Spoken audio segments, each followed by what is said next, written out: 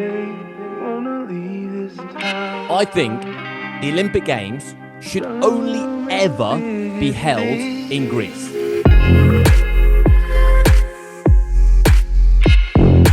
It's going to sound like a horrible turn of phrase, but it's like taking golf back to the streets. What fencing needs is more jeopardy, is what you're saying. Like, if you can lose an eye, I'm in.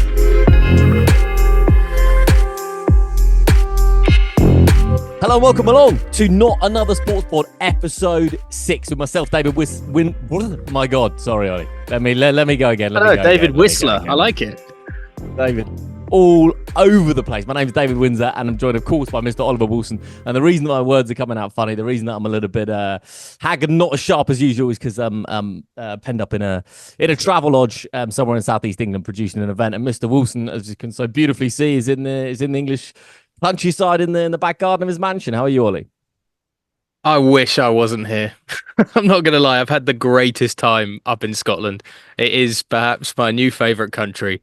And I am back down to a dose of reality, although reality is not too bad either. It's nice skies around here.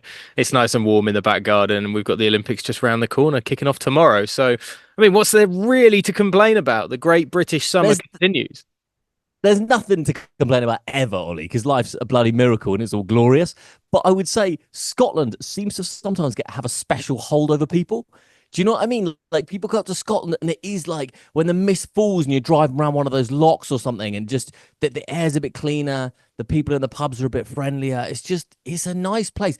I could never, the weather would destroy me there to live there in any like meaningful sense of time. But I love it. I'm quarter Scottish, by the way. I'm one of my grandfather's side. So yeah, love the country, man. Well, I found out that the Wilson clan has their own tartan, so I am now looking for a Wilson clan tartan rug. And I will be hunting high and low for it for the next 8 months or so. And that we're from the Kingdom of Fife, the Wilson clan, which is where St Andrews is. So I've got a very loose connection with the home of golf, and gives me another reason to go back to continue to just learn more about my heritage, I think, more than anything else. But you're right. It's the people are so friendly, especially when you get super north and you're in all these small towns, and couldn't have had warmer welcomes in any of like the golf clubs or any of the towns and pubs that we've been to. Even like the big hotel in Edinburgh didn't charge me for parking just because they were nice. They're like, oh, don't worry about it. It's 2 nights parking. It should be like 25 quid, but no. And then I hear Mr. Windsor's paying out of his own wallet, forking out hand over fist for a little bit of Wi-Fi just to do the podcast. So, I mean, it should be Southeast England got me. Ollie, I tell you what, though, just before we will talk about sport for our law listeners tuning in, but just very quickly, one thing about the very north of Scotland that's crazy is, even as 2 native Brits, right, when you hear someone talk from that part of Scotland, you think you're in Norway. And if you look at a map, it suddenly makes sense why you think that. Honestly, the accent's so strong and the cadence of it, it's like there's a Scando talking English. It's a really interesting thing. And I remember the first time I went up to Northern Scotland, I was like, what? I feel like I'm talking to Scandinavian people up here. And you look at a map, Scotland's spitting distance from Norway, kind of, but it's geographically and historically, it's all there. So I massively recommend it to any Brit or beyond that hasn't been up that way. One dodgy Ollie Wilson tee shot from finding Scandinavia, if I'm on a golf course up on the Isle of Skye or anything like that, I tell you, I could probably hit it. I'd maybe struggle for the distance, but definitely the wild swooping flight right would be perfect for it. Ollie, one thing I've really enjoyed over the years, mate, collaborating with you on creative projects and working together and stuff, is there's just such a genuine love of sport. And before we started the pod today, you just said to me, it's the greatest sporting event. So the floor is yours, Mr. Wilson. You tell us what's the greatest sporting event and why you love it so much, mate. It's the Open. It's genuinely fantastic. I spent 3 days at the golf course, the Wednesday practice round, the Thursday, the opening day. I made everybody in my Airbnb get up at 4:15 in the morning. So we were down at the Open as the gates opened, and we got on the first tee box, as we did last year, for the first drive or the first tee shot of the Open. And then we managed to get ourselves a little spot on the 18th or near the 18th green on the Sunday and watch the last shot and watch Xander Schauffele put on an absolute clinical performance. But it's not about the Open's got history. It's 152nd running of the British Open Championship this year. That's fantastic. The longest running. It's the major. I think that even so many of the Americans go, if I was to win one major, the Open would be that major because of the history. Like, especially if you stuck it back in St Andrews, which it'll be in a couple of years' time. That's the home of golf. You win the Open in the home of golf. That's ticking off all the historical bucket lists for players, let alone, semi-pro or amateur golfers just wanting to play up there. But it's also the Masters is incredible because Augusta is very exclusive and it's very manicured, and it's difficult because they design and they make it so manicured, and they grow the rough to exactly what they want. They make the greens exactly as fast as they want to, etc. But the Open is so much better and so much more difficult because it's like, it's going to sound like a horrible turn of phrase, but it's like taking golf back to the streets. It's the wind, the rain, the ruggedness. It's the fact that you've not manufactured a golf course. You've built a golf course and all the original undulations of the sand dunes are still there. You've got rough, but it's not manicured. It's just nasty, deep, dirty. If it's wet, it snatches your club face as you're trying to hit a ball, and it's torrid. We saw some of the greatest, like Rory McIlroy, hitting a ball out of the rough 50 yards into more rough because he couldn't control it because it was so difficult. And it's what golf is all about to me. It's proper golf. It's not pristine and expensive and manicured. Like St Andrews, if you're a member up there and you live in St Andrews, it's £370 a year. Now that's 4 times more than my local golf club for membership. Same, like there are places that are £300 up in the north of Scotland, but you get. How does that work then, Ollie? Sorry. So is the waiting list must be extremely long, or is it just for the local residents, or how is it so cheap? So, for instance, like we played Royal Dornoch on this trip away, and I played that just before I spoke to you last time, and their membership is £600, and they've got a completely full membership. But if you live in Dornoch for 10 months out of 12, then you are able to jump the kind of queue and get that membership because they prioritize the locals, but they also have a lot of overseas visitors and members in America. So that now is closed off at the moment with Dornoch. That's a huge waiting list. But the locals, if you live up there, you get priority. That's what it should be about. My local golf course, I've got one that's 2 miles away, a mile and a half away. Now, after going up to Scotland, feel I should get like a £300 membership because I'm a stone's throw away from my local golf course, and you're making it attainable for everybody. But they treat all of these courses with so much respect, and kind of Troon is the same. Andrew Cotter, the BBC broadcaster, is a member there, and you could tell in his commentary this weekend just how much he loved the fact that the course that he's a member at, that he loves and takes a lot of pride in, is hosting this competition, and it's causing them problems. And he's like seeing them slice a shot off the tee box on 7 onto the green on 8 and almost hitting the other group. And he's just going, oh, I've seen that happen 1,000 times around here. And it's true. You believe it. You buy it. You know that he's seen amateurs do that, and the pros are struggling with it as well. And it makes professionals sometimes look like amateurs, but that makes it relatable to every single golfer around the planet. When 10 of the top 20 aren't making the cut of the top 62 odd players that made the cut for the second 2 days of the Open, it's so relatable that it was genuinely superb, and it's cheap. Considering it's the biggest sporting event of the year, it's cheap. It was £110 for a ticket for the Sunday at the Open.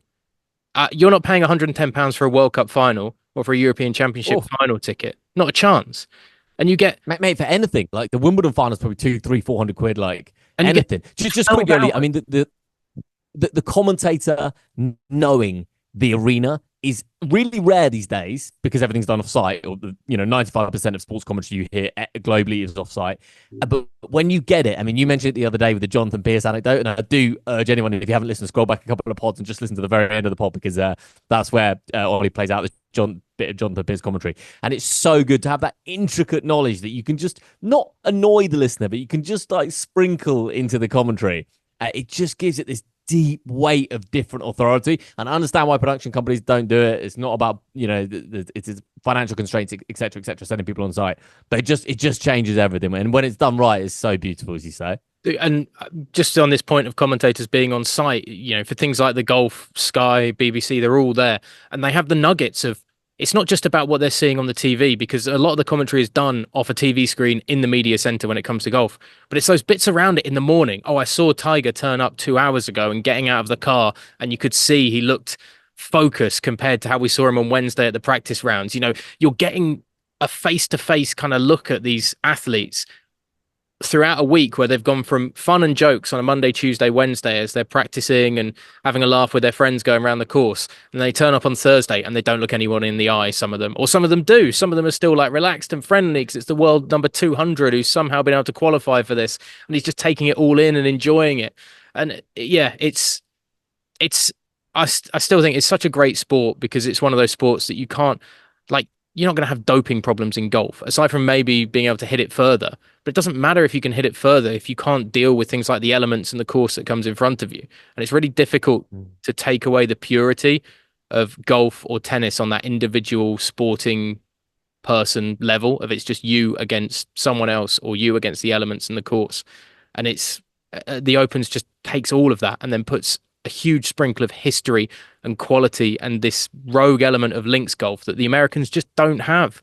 It's too pristine and manufactured, and then they all come here and go. And what about the players then, Ollie? Like with the just with those raw elements of what could happen in Scotland. I mean, is it like the American golfers are a little bit more hesitant about it, or do they relish the challenge because it's something new and feral and different, or how does it work? They love it. They all love it. They all say this is great. Like, this is really fun. They've been complaining about some of the courses this year and on previous Masters in the US that it's been set up too difficult, and they've kind of shoehorned in stuff to make it more challenging.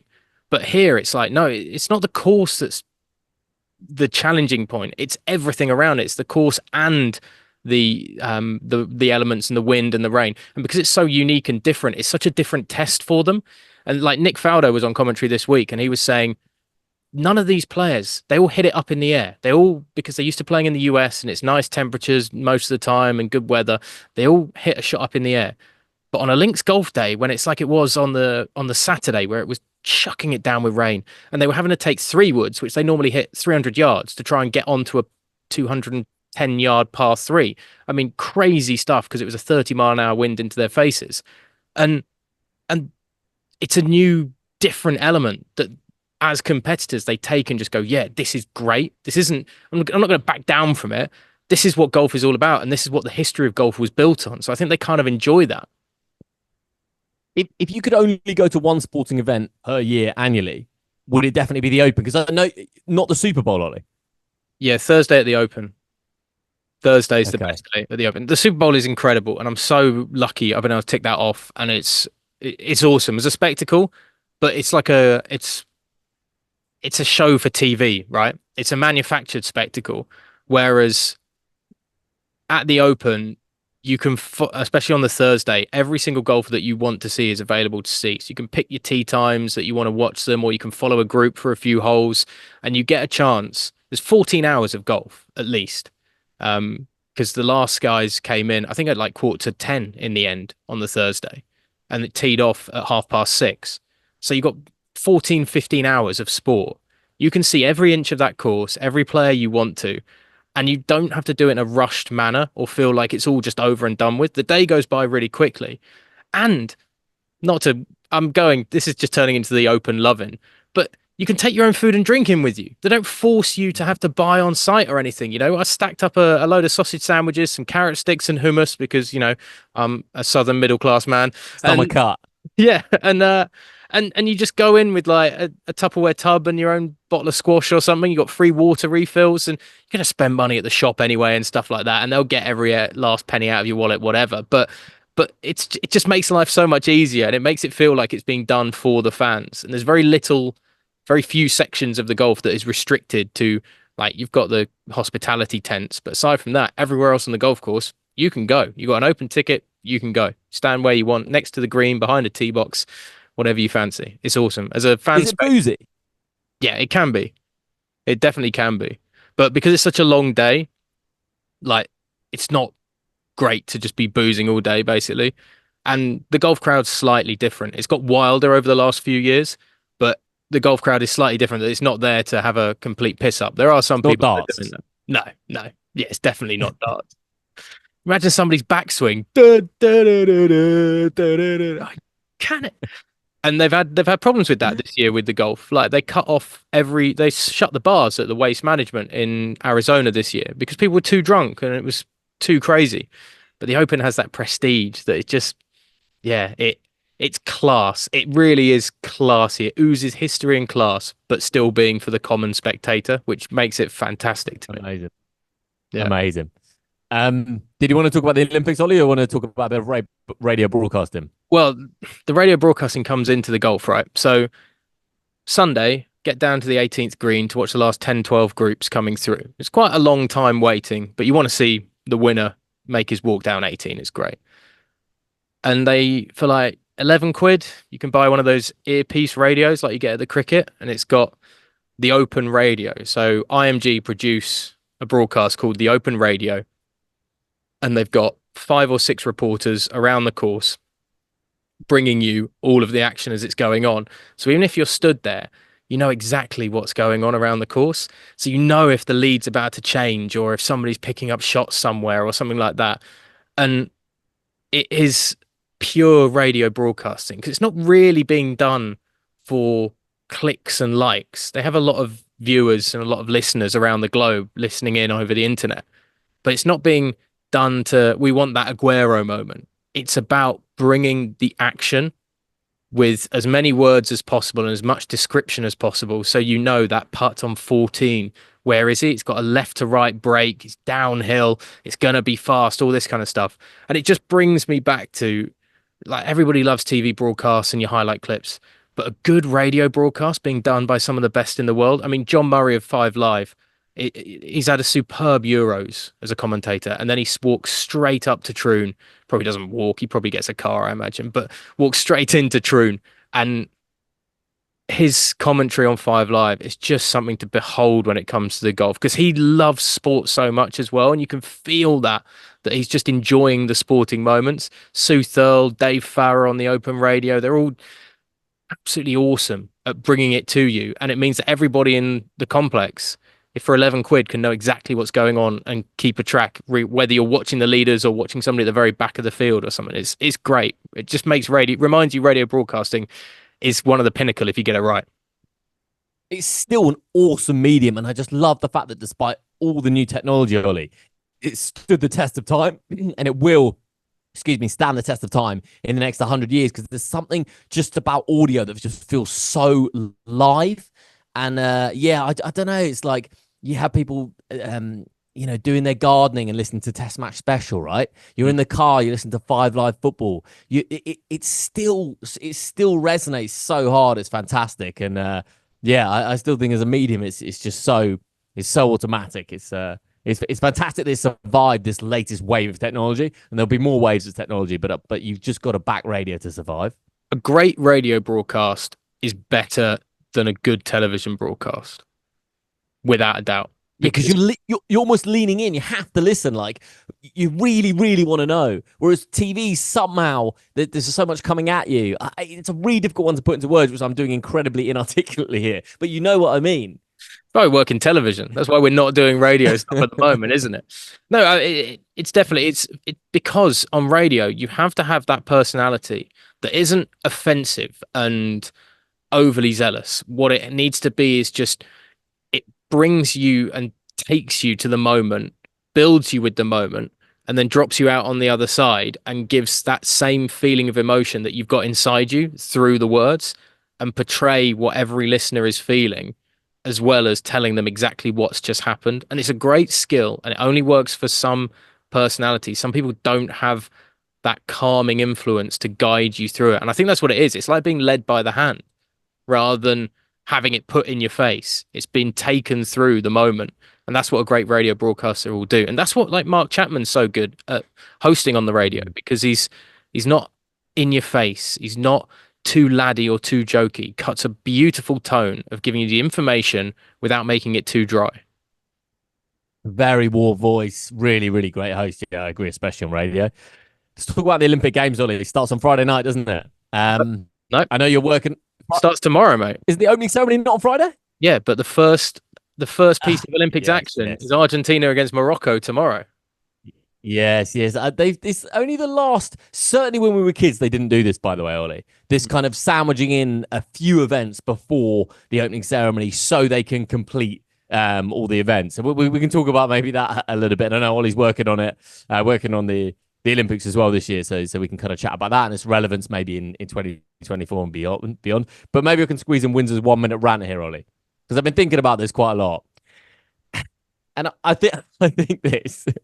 For those watching, Ollie's just got that pursed lips expression where he just doesn't know whether he's going to have to stop the podcast or what's Windsor going to say. Or no, I think this is pretty legit, and I'm certainly not the first person to make this point. But I think the Olympic Games should only ever be held in Greece. Okay, the first Olympics was in 776 BC, and I just want to like double down on that because BC often gets thrown out. That's before Christ, before the birth of Jesus Christ. Like the games were held initially in honor of the god Zeus. Like let's just really understand. This isn't like the Open, which is 150 something years, right? This isn't the World Cup, which isn't even 100 years old. The Football World Cup, right? This is absurd. How deep the history goes. Greece should always, always, always host this competition. If you look at the cost of this competition, inevitably, when it all comes out in the wash, Ollie, all these cities, they lose money. Yes, there's new infrastructure. Yes, there's maybe a greater love for sport, but you can't scratch the surface of, I just looked up Rio in 2016, 13 billion US dollars went into that. And there's no way that the people saw that back in their day-to-day lives, right? There's a great quote in Mad Men, which I love, but also disagree with. And it's Don Draper. He says, change is neither good or bad. It just is. But change is bad in this instance, and Greece should always host this competition because it's a Greek competition and it should not be littered around the world in these other cities that got no real deep connection. It was in Greece for so fucking long before everyone else had to go, and it should be in Greece forever, in my opinion. Do you think that in Greece, when the Olympics first was held away from the country, that they were like northern Greece, a bit like northern kind of like all in a bar somewhere around their carafes of wine going, oh God, it's a bloody disgrace that it's not being held. We should bloody have that still. What's it doing off over there? They got nothing to do with it. It's ours. It's ours. It's Greece. Come on, we got to have it. Look, mate, I understand what you're saying. The history, of course, it all originates from Greece, right? But the trouble is, those Olympics are so different to what we have now. And not only that, that shows you that the sign that like the Olympics has changed completely. The sports that are coming into it, we're going to have like flag American football at the next one in Los Angeles and all this kind of stuff, which seemed ludicrous to think about that kind of Skateboarding this one, isn't it? Skateboarding the last one as well. Wow, okay. I mean, rugby sevens is now in there. Like the fact we have a football tournament in there, which is I know has been in the Olympics for a long period of time, but it's never really been taken seriously, and it's taken less and less seriously. You could argue that like it's not on the bucket list of football trophies to win. Although ask Julian Alvarez that because that's I think the last thing he needs to win now, and he's got a chance with Argentina this year. But change is inevitable, and if the Olympics were like the Olympics of ancient Greece, then yeah, you'd say you keep it there, but you can't. And it's one of the few it's one of the few competitions, Dave, that I'll say I never really like the kind of easy line of we're going to give it back to everybody else in the world. Like that's the reason for putting World Cups in various places with shady deals under the table and things like that. But the Olympics as a competition is truly a global competition. Every nation and every person can be represented at that event. So it makes sense that this should be the competition that travels to as many places as possible to get a chance to welcome the entire sporting world. And let's not forget about that. I mean, the number of sports taking place at an Olympic Games is insane. So I think it's only right that you let the entire sporting world go across the world to compete globally. What about the financial aspect, Ollie? I mean, if it's only ever held in Athens, you can absolutely nail every arena. You can ensure that everything that's set is not going to, be put up and taken down 3 weeks later. There's going to be a consistent everlasting legacy to that one city, rather than I've been unfair on Rio, just pointing at them, right? This could be applied to so many cities. I mean, Paris has just spent billions, and I mean billions, cleaning up the Seine so people can swim in it during the Olympics, right? Are you getting that? Like, how is the taxpayer seeing that money back? So is there not a financial case that if only one place, if Greece held it every 4 years, the IOC could just commit to it completely. You could make every arena perfect. You could incorporate all the ridiculous history. It's still a global event because everyone comes from all over the world to ancient Greece. Like, I don't think you'd lose that. And I think, like, just slicing and dicing sporting events, which happens more and more, like I mentioned on a pod the other day, the World Cup now is never in just one country. It's always like, oh, let's have it in Italy and Turkey, or, you know, the US and Mexico. That's not the same place, guys. Like, so I just, the slicing and dicing of sporting events, I think this would be a lovely kickback if Greece, you know, held it every year, or at least had a spell maybe where they held 6-8 Olympics back to back. Well, look, they had it in '04, right? And the country was kind of screwed by it, I believe. Like, they were going through a pretty bad financial crisis at that point as well. So it was the worst time. Didn't have Windsor in charge, like, calling the shots though, and telling them they've got to do it 4 years later as well. But yeah, take your point. Sustainability train. That's what it is. You see, you'd have had me, honestly, you'd have had me on this more if you said kind of the point you making just there of, like, as a sustainability process, yeah, that would make more sense because these stadiums wouldn't go to waste and all that kind of stuff. But that is why the onus really should be on people like the IOC or FIFA, UEFA, whoever, when they're dishing out these tournaments. Like, it's not being done just on a whim and a prayer, and they're not making them jump through 1,000,001 hoops to create these new stadia. Like, it should be able to be done in the facilities that exist already, because it shouldn't be about the corporate sponsors getting their box seats. It should be about just welcoming the fans in. That's the frustration about World Cups. You know, you need to build 6-7 new stadia to be able to host a World Cup, it seems, or that's why it has to bounce around 3 different countries at once, because 3 different countries can just about put together enough stadiums with enough corporate boxes for it to be actually used as a World Cup venue. And the same you can argue with the Olympics. It's not about, it's only about the spectacle and the looks, the aesthetics and the corporate. That's how it gets chosen these days. That's how all of these competitions get chosen, except for the Open. That's done on a traditional... Yeah, 40 grand on a logo and stuff like that. Yeah, a mascot design. You know, they'll cost... Somebody will make, you know, £200,000 for coming up with that mascot idea that will be used for 4 weeks, and then it'll be put in a bin. Yeah, it's insane. But unfortunately, it's the sporting world we live in. It's... Yeah, I like... What do you think, Ollie, about... Yeah, I think we've given a nice. I can see totally two sides of the coin. I really can. And what do you think about the debate that always comes up around the Olympics, Ollie, which is that sports that are not the pinnacle of their sport. Let me rephrase that: sports that do not have a pinnacle at the Olympics should not be there. So the Olympics should be the pinnacle of any sport. Fencing, obviously, the Olympics is the pinnacle. Football, obviously, the Olympics is not the pinnacle. So how do you feel about that? Because I don't have a strong opinion on this particularly. Yeah, I don't really buy it, to be honest. I mean, you're only one savvy investor in any sport away from suddenly the Olympics not being the prime. Like, take triathlon, for instance. I know they've tried to do it in previous years with big money events suddenly popping up in Dubai and Qatar and places like that to make that the pinnacle. You know, this is worth $3 million now, these 3 events all together. So if you win all 3, you get the golden crown, and it's $3 million for the athlete. That would then become the pinnacle of the triathlon world. The Olympics every 4 years, yeah, that's a lovely idea, and the fact it's every 4 years does make it easier to kind of sell it. Well, you only get a certain number of chances. You don't get this every single year. But I don't think the Olympics needs to be the pinnacle of every single sport, or that's there, because I think you lose out actually on what is making the Olympics so great, is the inclusivity and adding more sports into it. I'm totally for adding more events into the Olympics if it can be justified that it should be an Olympic sport, if it's athletic, it's skillful, etc. I mean, I wouldn't be against darts being in the Olympics. I know it'd be a tough sell, and I don't know how it would look in terms of the Olympic rings. And then why not? Yeah, I mean, you could have the Olympic rings. Why not make it a month long? Why not make it 1 month long and include 12, 14, 16 new sports? I mean, I don't see I don't see the problem with that. But if you do that, then it definitely can't be the pinnacle of every single sport, because every single sport already has its own history, etc. Like, so I understand. Someone sent me. Sorry, Ollie. Someone sent me a link this week of car jiu-jitsu, where you do jiu-jitsu in a car. So you're grappling with the person, and also like you're on the seat and like the back seat and stuff. I don't know if you've seen that doing the rounds. It might have even been you that sent it. I can't remember, but it's been going through the rounds and like, well, why can't that be an Olympic sport? I mean, like people would tune into that. It's absolutely wild. The biggest sports in the world started really small. Who's to say car jiu-jitsu, given a proper platform, isn't going to be, well watched? Yeah, uh, maybe car jiu-jitsu. I mean, not to give too much away, but me and my girlfriend have a thing called sofa MMA when we're fighting for a position on the sofa, and it becomes like it's very much like car jiu-jitsu, isn't it? You're like trying to just work your way around to steal the space on the sofa.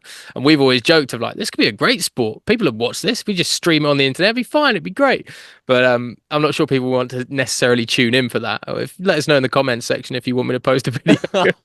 We'll have a poll. But but no, I'm not necessarily in for like put every single sport in there. I think it's got to be like a proper designated sanctioned sport, etc. I wouldn't necessarily have like the MMA that they have in Poland, where you've got it's like 7-on-1, and it's how long can the one person last in an MMA fight. Mate, that's wild. I've seen that in Romania as well. I've seen some wild stuff where it's like 3 women against 1 man in a ring. And I know, look, they've said they want to do it. It's completely consensual, like, but the optics of that are absolutely wild. It feels very wrong, doesn't it? Especially when the bloke wins. Yeah. It's like, oh, that's just a guy beating up 3 women. Yeah, let's not put that in the Olympics, please. So weird. But going back to your point of every sport has to have its pinnacle at the Olympics, it just doesn't need to be, because that's the great thing about sport is that for some people, an Olympic gold in golf will mean more than a US Masters or something like that, right? For various reasons that you put emotionality onto it. But I also think a lot of the people that make these cases about the Olympics has to be the pinnacle of a sport are the people that only watch the Olympics every 4 years and they don't tune into a lot of sport. And it's something that comes up a lot when you get into the Olympic viewing figures. You know, it is for everybody. And it's great that everybody can find something in the Olympics that they really get into. And there are loads of sports that aren't there and readily available week in, week out in the same way that football, basketball, tennis, hockey, whatever kind of is. But I also find that it's people making that case a lot of the time are the people that only tune into the Olympics for 4 years, and actually they kind of miss what is great about sport the rest of the year and the rest of the time. In the same way you get people pipe up at Wimbledon and about world tennis, and then you never hear anything from. They're not watching it in. That's kind of okay, isn't it? That's kind of okay. Like It's you okay. don't watch. I don't watch athletics, for 4 years, and I'll be on the sofa watching it because it's great. Like that's Yeah, that's, no, that's but okay. no, you should watch it if it's okay and you get into it. Like I'm all for people watching as much sport as possible. It would keep us in a job more than anything else if the viewing figures go up. But it's kind of like that making casting judgments on other sports when you don't watch or understand it. And it's like anybody that says like, oh, that sport's boring and rubbish. I won't say that. I'll always say it's not for me, but I won't like completely slag a sport off, because at the end of the day, it's a competitive competition that's being run, and it's got an attachment level for somebody. Yeah, I think I've said this on the podcast before, Ollie. I've certainly said it to you before, but I struggle with sports where you can't see the emotion on the sports person's face. Fencing. So, for example, I struggle with. Have we talked about this before on the pod? No. Okay. So, for example, swimming, I really struggle with, right? Because I'm watching, it's like, but what are they? I can't see their face. It's face down the water. Yeah, I can't see it. Whereas any sport where you can see like the loss and the hurt and the anguish and I'm nearly there and can I do it and what's he doing? Like anything like that will suck me in. But I really struggle with sports where you can't see their face. And there's a bit of that. I mean, like fencing, for example, if you took the mask off in fencing, I might be all in, because then it'd be like, Jesus, is this pointy thing actually gonna snip my throat or whatever? So yeah, that's one of my sort of odd criteria for watching Olympic sports. What fencing needs is more jeopardy, is what you're saying. Like, if you can What- lose what an all eye, sports I'm need. in. I remember seeing some. I can't back this up with any kind of source, Ollie, but I definitely read somewhere that there's a crazy stat about if you said to Olympians, you can win the gold medal, but you'll be dead within 10 years, would you take it? And it's something crazy like 30, 40, 50% said they'd do it. They're so focused on the immediacy of the present moment of being perfect in that exact moment in that 4-year cycle that it's something mad. I'll try and dig it out. Like 50% of Olympians said they'd take gold and be dead in 10 years. They'd take that trade, which is unbelievable, really. But the wild thing is that so much of the Olympics, and it's blurred now, but the Olympics was built on like amateur contests, right? Like boxers can't be professionals in boxing at the Olympics. You have to have amateur status. But then you have now, the track and field, it's professional athletes. We're not looking at amateurs. We're not looking at like college kids out of America or something like that haven't gone pro yet because they can't accept money due to the NCAA's kind of restrictions on what they can and can't take financially. Football now, it's under 23s, but there are players that are playing week in, week out at top level clubs that are going to be represented in the football competition this year. The basketball, it's the NBA's kind of dream team. The USA turn up with, everybody under the sun that they can stuff into a team coach and get them down here kind of thing. So I find the Olympics odd in that I'd rather see it go back to being more amateurs, like guys that didn't get drafted for the NBA and they're like hunting around, kicking around in like a second tier Euro league or something like that. If you're playing in a top level league in your sport, you shouldn't be at the Olympics, and then see how it goes, because then it's built on what it traditionally was of amateur competition. And that's why it means so much to a lot of these athletes, because it's 4 years and all you get is 4 years to be able to compete. And then you have to start another 4 year cycle of going through qualification. And that's why they're so desperate for that gold medal, because if you, as an amateur, if you get that gold medal, that's life changing. There's only you can hold that gold medal from the 2024 Olympics in Paris. Nobody else. And you are top dog for 4 years until somebody else comes for the crown, kind of thing. So I get why amateurs and kind of the lower level sports in particular are so. I would take that gold medal and die in 10 years, because what are 10 years you'll have? That's putting all of the hurt of 16, 20, 25 years maybe building to that point with that one goal finally coming in sight. I can't imagine what it's like to achieve that dream. I don't think I've put 25 years of effort into anything. A gold medal. Like, you were the best. No one else. You were the best, and no one can touch that ever again. In that moment, that date, it's fantastic. Ollie, before we wrap up, I just want to ask you about your favorite Olympic moments over the years, and there's probably some crossover here, so I'll sort of tell you mine. The first one was Jonathan Edwards in 1995. I was, 9 years old, and I remember watching it with family. And obviously, I didn't really know what the triple jump was. And I just remember seeing this man fly through the air and like his face just being like, what have I just done? And the commentator being like, what has he just done? And I remember that being articulated so well that even as a 9-year-old, I was just like, oh my God, that's incredible. Even though I knew nothing about the triple jump, nothing really about the Olympics, probably the first Olympics I watched. I just remember thinking that's insane from Jonathan Edwards, and I believe the record still stands. I just looked actually 28 years later, no one's touched it.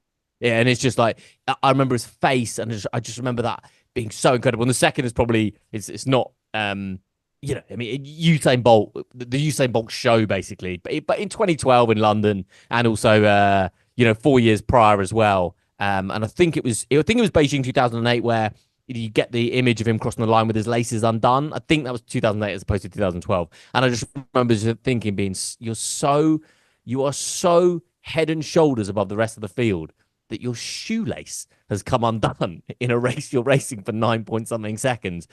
And he changed the face, I think, of athletics in so many ways in terms of like personality and character. But that was just an iconic moment. And those are probably my two favorites. I know not particularly niche, but there they are. 96, wasn't it? Not 95, Jonathan Edwards.